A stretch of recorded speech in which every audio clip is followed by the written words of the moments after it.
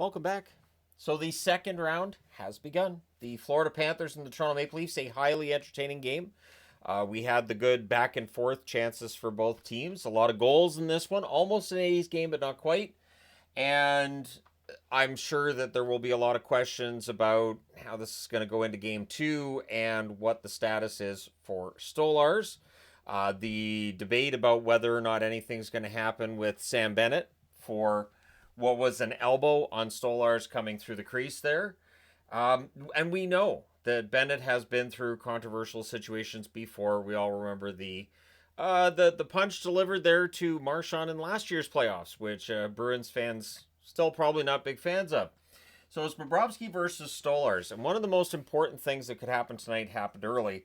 Toronto gets that first goal, gets the crowd behind him and a little bit of confidence. 33 seconds in, it's Nylander. From a sharp angle pass to screen, the assist to Pacioretty and McCabe. So Pacioretty, productive again. Craig Berube has a really good idea of how to run this lineup, and it could benefit Toronto in this series. And that was also the first shot on net. I did not think Bobrovsky was particularly sharp tonight. And we'll see if that's an issue in this series or if he gets it back in game two. Tavares nearly adds another. Lindell to Marchand gets blocked. Shots are at a premium early in this one. Game doesn't stay like that. Benoit fires one wide as the Leafs press. Reinhart has a rush chance that's saved. It knocks off Stolar's mask. Shots are 2-1 for Toronto at 5.5 minutes. There's a power play for the Panthers. There's a shorthanded rush by Marner. The referee is informed that he sucks. Didn't hear that a lot tonight, but we definitely heard that there. Shots are 2-1 in favor of Toronto 5.5 minutes in. So not a lot of shots on net, and of those three shots, obviously one of them being that goal by Nylander 33 seconds into the game. So Bennett has a chance that's held. There's a late cycle. Power plays killed off. Florida managed one shot on their first power play of the night. Boquist has a net drive chance that's saved. Good forechecking by Florida. It has to be on the board for every Florida game. It has to be there. Florida's forechecking is fantastic. Although I will say Toronto's was pretty good tonight too. Nyes has a slot shot that's turned aside. Verhaeghe then tries the net feed, but that gets picked off by Toronto. And then at 12:51, it's Nylander again. He goes short side from the inner slot on a rebound. Ekman Larson and Pacioretty with the assists. So nice little chip shot there by Nylander makes it 2-0. Panthers press to respond, but they're kept to the outside. McMahon has a rush chance that's held. The Leafs go to the power play. Matthews fires one high. Marner fires one wide. Puck's cleared out. And then we get 47 seconds of 4-on-4. It's a too many men call against Toronto. You shouldn't be getting those in the playoffs, but they get one. McMahon has a rush chance that's saved. The Leafs press during the 4-on-4, but we get to the power play for Florida, and they score on it. At 16:57, Jones with a point shot pass to screen. He gets the goal from Tkachuk and Verhaeghe. But importantly enough, Toronto answers almost right away. At 17:16, so 19 seconds later, Riley, it's a 2-on-1 rush. He wires it. Nylander with the assist, getting the 2-goal lead back from Toronto. It is 3-1. And with that goal, Morgan Rielly now has the most career playoff goals by a defenseman, passing Ian Turnbull. So, blast from the past, and he's out of the record books. It now belongs to Morgan Rielly completely. Matthews has a rush chance that's caught and held. The Leafs press in the closing seconds. Really important to Toronto. They come out of the first period with a lead, and it's a 2-goal lead, and they outplayed Florida in that first period. I don't think they outplayed Florida a lot the rest of the way, and that will definitely be a conversation as we get ready for game two. Momentum can be shaky in the playoffs, so what's going to happen there? So second period, Kulikov has a chance that's saved. The Leafs rush. Power play is drawn by Toronto. Early clear, the Panthers prevent a setup. McMahon has a chance that's blocked. The power play's killed off with another clear. Just one shot on net for Toronto during said power play. The Panthers press are kept to the outside. The Panthers then get a power play. It was an offensive zone penalty by Holmberg. You don't want to see those. Shorthanded rush by Yarncroke gets a line change for Toronto as they were pinned down on that PK for a bit. Bennett can't bury one in close. Power play's killed off. Now, the fans wanted a goalie interference call on Bennett. There's no call on the play.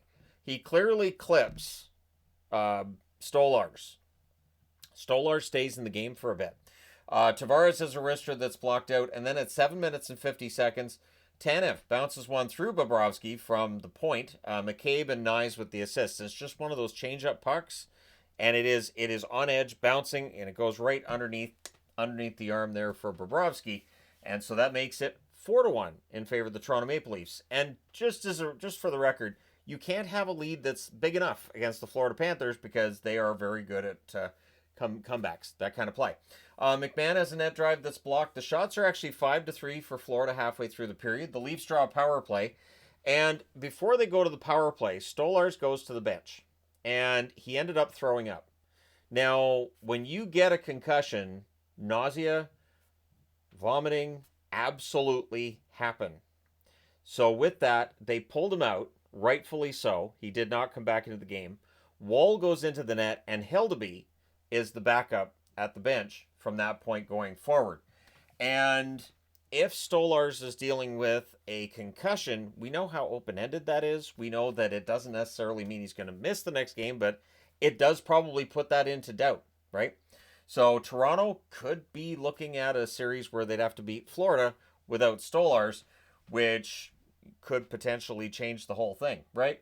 So, and I put in here, it could be Stolarz was pulled by the spotter, but of course I didn't know at that point, and the footage showed up after of Stolarz going to the bench and having to throw up, and clearly that means you've got to come out of the net. You have a head injury, which then the other question I would ask is, where was the spotter on this one? Because I have talked about this during the regular season a few times, where a goaltender gets hit and the spotter doesn't pull him, and it feels like it's a play where they would have before. And I don't know if this is pushback from teams. I don't know if this is something that the league did, or if it's just the spotters maybe got some friction from goalies that they'd pull, or players they'd pull off the ice. But it feels like they're not being as steadfast with that kind of thing of, okay, we need to get these guys out as soon as they take any head contact.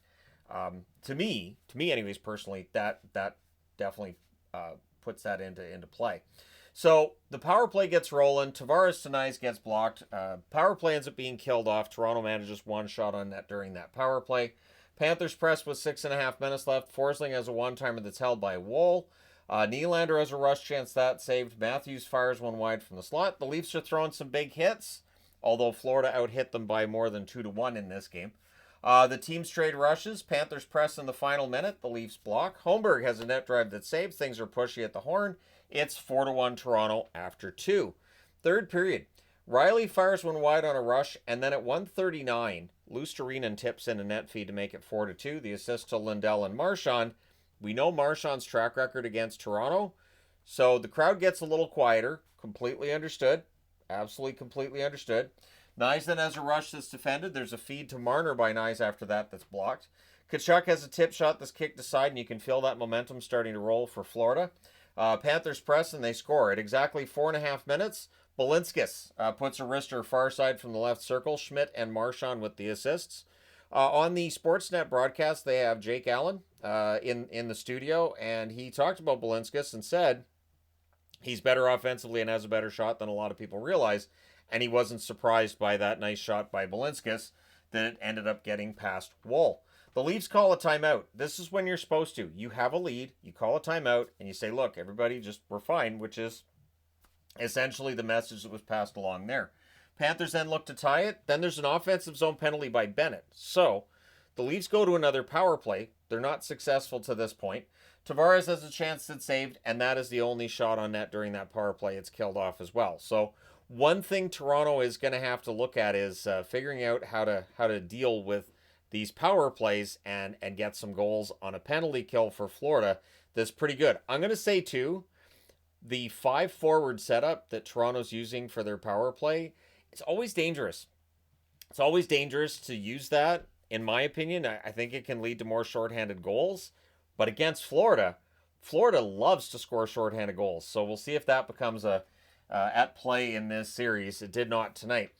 Bennett's then denied as the Panthers resume pressure. Schmidt fires one wide. Marchand then has a chance that's held. The Leafs have a 3-on-2 that misfires, and at 9.5 minutes, the shots are 8-6 for the Panthers. Pretty wide open third period, and I don't know if either coach is going to be happy about that. We get a power play for the Leafs. There's an early clear. Tavares has a shot that's blocked, and then it's cleared again. Domi has a screen shot that's held. The power play's killed off. 3 shots on net during that power play. Domi's then denied on a 2-on-1 rush. And then at 14 minutes, Matthew Nyes, who's having a really strong playoffs, He backhands one home on a breakaway. Marner and Tanev with the assists. Absolutely beautiful goal there. Makes it 5-3 in favor of Toronto. And we know how important it is to get that insurance goal against a very dangerous Florida team. Panthers look to respond. Kulikov fires one wide as the Panthers press with 3.5 minutes left. Goalie pull happens with 2 minutes and 45 seconds left. And then at 18:05, Bennett roofs one from in close to make it 5-4. Verhaeghe with the assist. So now a little bit of uncertainty in the air. Panthers call a timeout, which I also thought kind of helps Toronto here because you're letting their defending players get that break as well, and you're getting them a chance to discuss strategy with their coaching staff too. So after that, the goalie pull happens again with 1.5 minutes left. Barkov is a shot that's held. There was an empty net miss by Matthews, but Toronto holds on. The Toronto Maple Leafs are up 1-0 in this series with a 5-4 victory over the Florida Panthers. They played a strong game, and it'll be interesting to see how the second game goes. You look at the shots, this is accurate. 12-4 Toronto in the first. In the second, 9-5 Florida. 16-12 Florida in the third. Both teams had 29 shots. Florida was definitely the better team, I felt, over that second and third period. Power plays, Florida 1 for 3, Toronto 0 for 5. They've got to get a power play goal going here. The hits, 51-24 in favor of the Florida Panthers. Bobrovsky saved 24 out of 29. Like I said, I didn't think he had his best game tonight. Stolars had saved 8 out of 9 at the time that he left the game. Woll saved 17 out of 20. And I thought Woll played fine in relief. Considering the circumstances and all that fun stuff, I thought he played pretty darn well. And so we'll see how the second game goes. So there you go. Let me know your thoughts in the comment section below as always. Hit like and subscribe if you haven't done so already. And obviously a much shorter review than I've been doing the last few days because there's not that much to talk about after a game one. Game one is just, it whets your appetite. It's that appetizer before, you get into the main course. The main course is, games 3, 4, and beyond. And that's when we can start talking about which teams are playing really well and that kind of thing. And just the ebbs and flows of the series.